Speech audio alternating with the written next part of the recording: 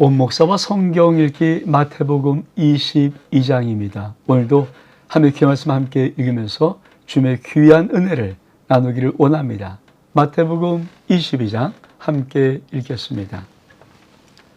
마태복음 22장 혼인잔치의 비유입니다.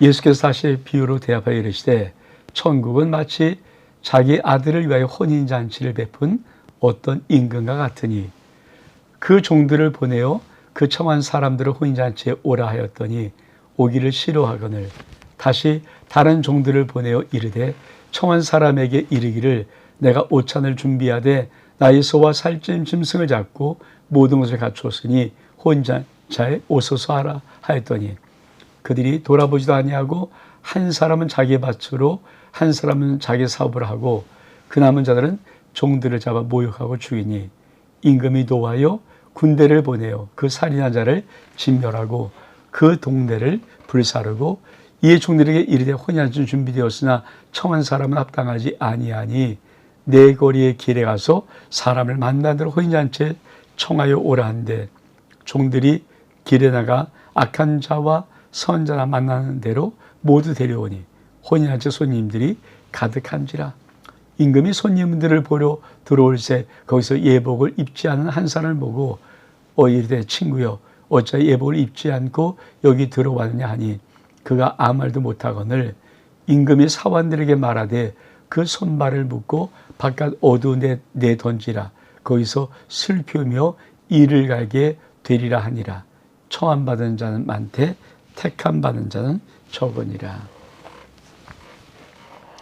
지금 우리가 지금 계속 보는 22장 이 모든 말씀도 예수님의 공생의 사역 속의 마지막 한 주간, 고난의 한 주간이라는 고난 주간에 지금 계속 벌어지고 있는 말씀과 그런 사건들입니다. 이걸 잠깐 좀 먼저 보고 우리가 한번 하나님의 말씀을 좀 보기를 원합니다.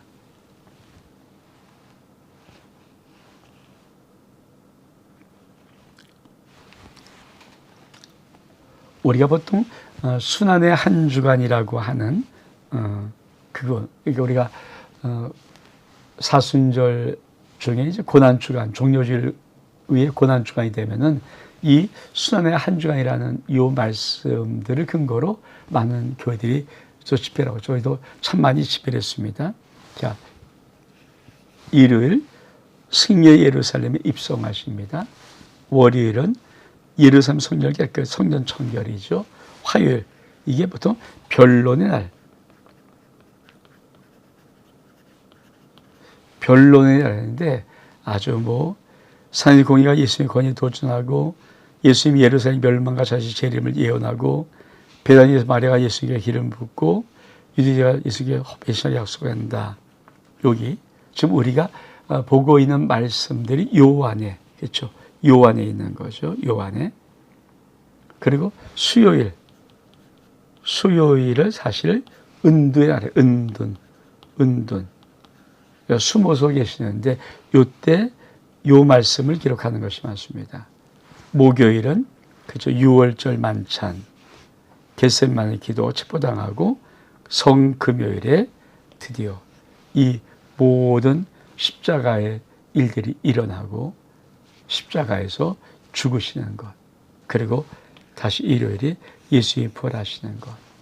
이것이 이제 고난의 한 주간이라는 내용인데 특별히 사복음서는 이 화요일, 변론의 날이라고 하는 화요일에 많은 대화를 나누셨던 거예요. 그것을 우리가 많이 기록하고 있습니다. 다시 본문에 돌아오면은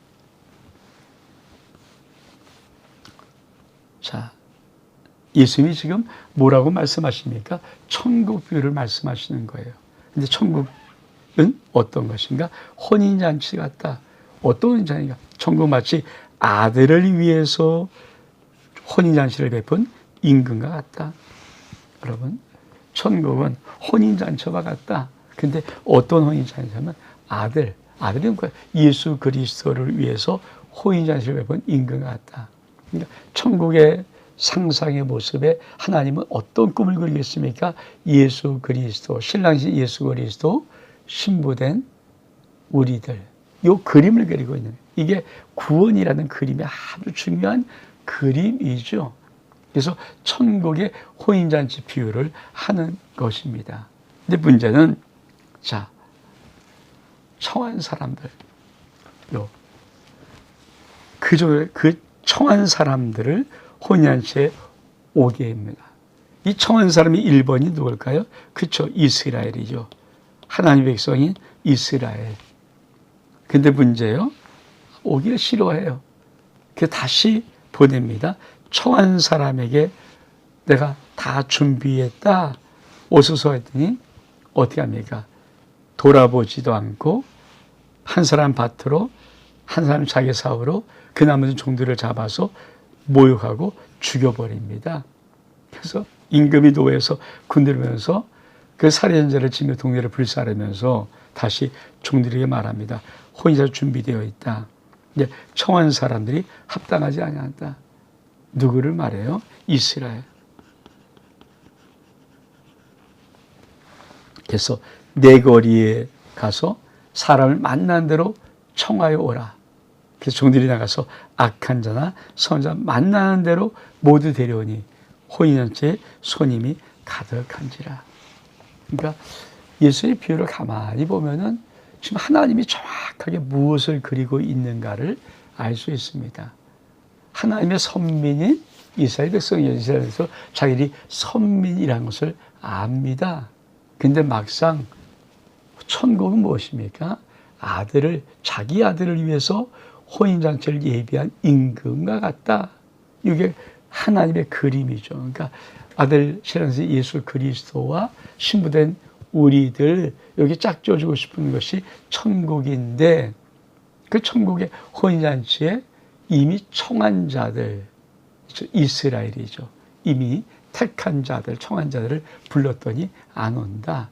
또다시 다른 종들을 불렀더니 자기 멋대로 밭에 가서 일하고 사업 나가고, 남은 자들은 그 종들을 모욕하고 죽여버립니다.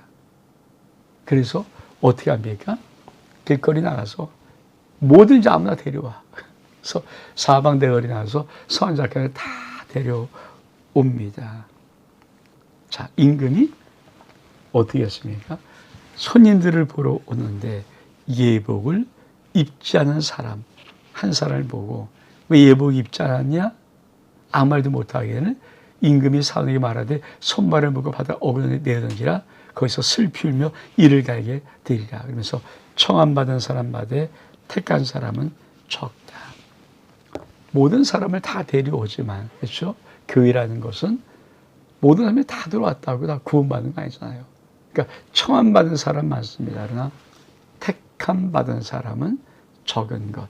이 비유를 가지고 우리 주님 말씀하는 것입니다. 그 다음 달라가 볼까요? 가이사에게 바치는 것. 이에 바리새인들이 가서 어떻게 하면 예수를 말에 올무로 걸리게 할까 상의하고 자기 제 아들을 헤롯 당원들과 함께 예수께 보내어 말하되, 선생님이여 우리가 아노니 당신은 참되시고 진리로 함의 도를 가르치시며 아무도 꺼리끼는 일이 없으시니 이는 사람을 외모로 보지 아니하이다. 그러면 당신 생각이란 어떠한지 우리에게 이르러서 가이사에게 로마 황제에게 세계를 바치기 옳으니까, 옳지 않으니까 아니. 예수께서 그들의 악함을 보시고 이르시되 외식한 자들아 어찌 나를 시험하느냐? 세금 낼 돈을 내게로 보이라 하시니 대내로 하나를 가져왔거늘 예수께서 말씀하니 이 형상과 이 글은 누구의 것이냐? 이르되 가이사의 것입니다. 이르시되 그런즉 가이사의 것은 가이사에게, 하나님의 것은 하나님께 바치라 하시니, 그 이 말씀을 듣고 놀랍게 여겨 예수를 떠나가니라. 참 하나님의 아들의 예수 그리스도의 무한한 지혜를 우리가 엿볼 수 있는 거죠. 그러니까 예수 그리스도의 제자들 외에 많은 이 바리새인과 서기관들, 사두개인들, 또 제사장들, 이런 그룹들은 예수를 시험하고 배척하는데 바쁜 거예요. 어떻게 하면 예수를 좀 시험해 드릴게 할까? 저를 좀 붙잡을까 말로. 그래서 뭡니까? 당신은 참되고 의롭고 참 말합니다. 그러면서 가이사에게 우리가 좀 잘 몰라서 그런데 한번 좀 말씀해 보실래요? 가이사에서 세금 바치는 것이 옳습니까? 아니 옳지 않습니까? 여러분 가이 세금 바치라 그러면 로마의 앞자기가 되잖아요. 받지 말라 그러면 가이사에게는 이게 큰 반역자가 되는 거 아닙니까? 그러니까 딱 장기로 말하면 외통수란 걸리게끔 딱 이렇게 코너로 몰아넣고 툭 던지는 거예요. 세금. 우리 주님 저리 악함을 하시고 야 동전이 갖고 와봐. 여기 누가 그려져 있고 누구 글이 써 있냐? 가이사. 그래? 그럼 가이사 것은 가이사에게, 하나님의 것은 하나님에게. 참, 이게 예수 그리스도의 지혜입니다. 여러분, 우리가 앞에도 좀 제가 말씀드렸지만 우리는 예수 그리스도를 믿을 때 비판적인 시각으로 보는 게 아닙니다. 믿고 아멘하는 믿음으로 나가는 것입니다. 성경은 목사 무슨 말 하나 뭐 하나 이게 아니라 말씀을 던져 말씀을 믿고 순종할 때 기적을 보는 것, 그것이 바로 하나님의 말씀입니다. 그 다음 볼까요?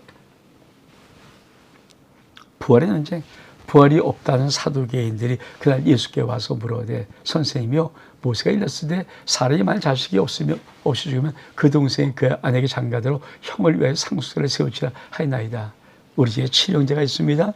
마지가 장가를 들었습니다. 근데 죽어서 상속자가 없으므로 그 아내를 그 동생에게 물려주고 둘째, 셋째, 일곱째 이렇게 하다가 최후에 그에서 죽었습니다. 그런즉 그리 다 그를 취하였으니 부활 때 일곱 중에 누구의 아내가 되리까?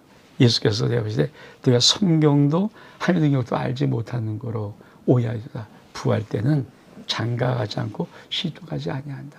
하늘에 있는 천사들과 같으니라. 죽은 자의 부활을 원하실 때 하나님이 너에게 말씀하신 바 나는 아브라함의 하나님이요 이삭의 하나님이요 야곱의 하나님이다 하는 것을 읽어보지 못했느냐? 하나님은 죽은 자의 하나님이라 살아있는 자의 하나님이라. 무리가 듣고 그 가르침에 놀라더라. 두 번째, 사두개. 부활을 믿지 않거든요. 그러니까 시험하는 거죠. 예수님, 이런 건 어떻게 되겠습니까? 자, 7 형제가 있었어요. 근데 마지가 장가를 들어서 있다가 그만 죽었습니다. 상속자가 없습니다. 그래서 형사 취소. 그러니까 동생이 형의 이 아내를 취해서 상속자를 만들어요. 근데 동생도 마찬가지로 그러니까 형사 취소를 했지만 또 죽었어요. 둘째, 셋째, 넷째에서 7째까지 다 죽었는데 여자 죽었습니다. 자, 모든 7 형제가 이 한 마지의 아내를 다 취했어요.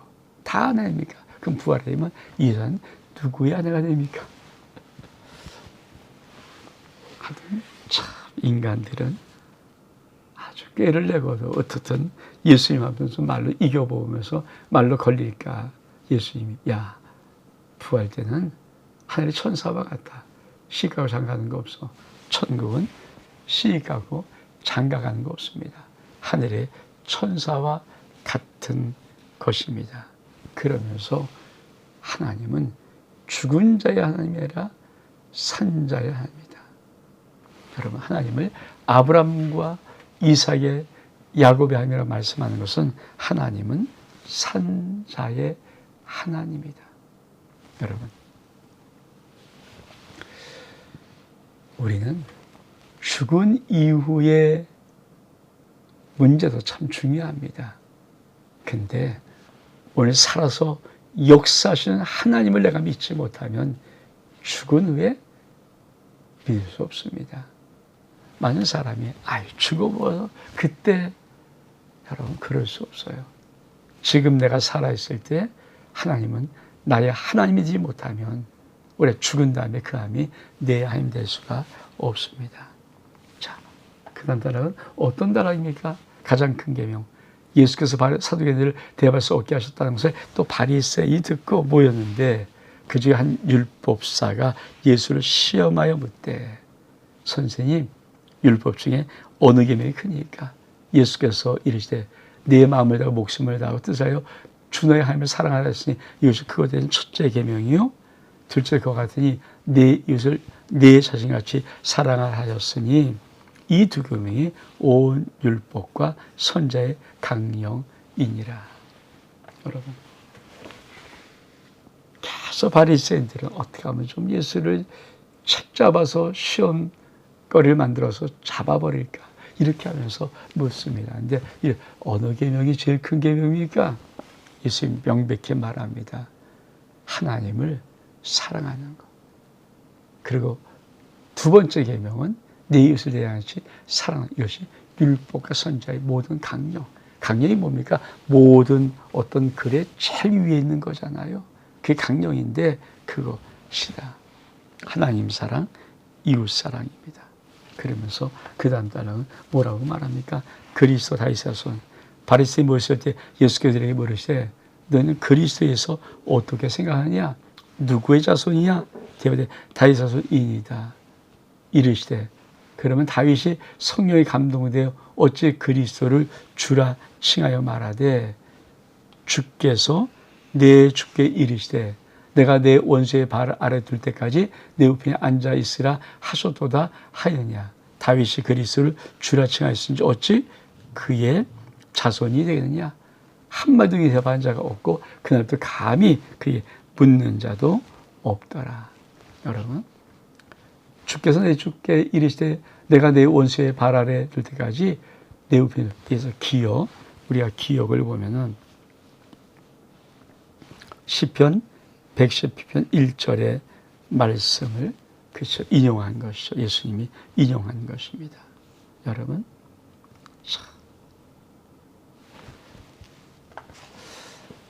지금 계속 변론하면서 변론의 많은 것들은 뭡니까? 예수를 책잡으려고 말씀의 외통수를 걸리게 해서 책잡으려고 하는데 예수는 그때마다 아주 놀라운 지혜로 말씀을 탁탁탁 치면서 넘어가십니다. 여러분, 저는 이걸 보면서 마지막 때 예수님의 마지막 시간에 사람들이 진리를 묻고 사랑을 묻고 아버지의 뜻을 묻고 아버지의 경륜을 묻고 예수의 십자가를 바라보지 아니하고 이렇게 말 장난하는 무리들이 많은 것처럼 여러분 지금 마지막 때 가까이 오는 느낌이 점점 들고 있는 그런 모습 아닙니까? 전 세계 기후의 재앙이 어떤 의미에서는 마지막을 재촉할 수 있는 그런 어떤 이 인류의 운명을 결정할 수 있는 그 시간이 정말 흐르고 있음을 우리가 보여주고 있는 그런 문제들 아닙니까? 근데 사람들은 그렇죠. 어떻게 구원을 얻을 수 있을까? 어떻게 영생을 얻을 수 있을까? 어떻게 천국에 갈 수 있을까? 이런 것보다는 그렇죠.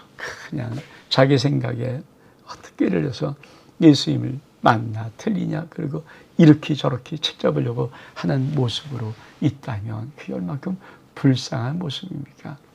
여러분, 말씀은 믿고 순종할 때 역사가 이러한 것입니다. 원목사와 성경 읽기 마태복음 22장 여기서 마칩니다. 샬롬.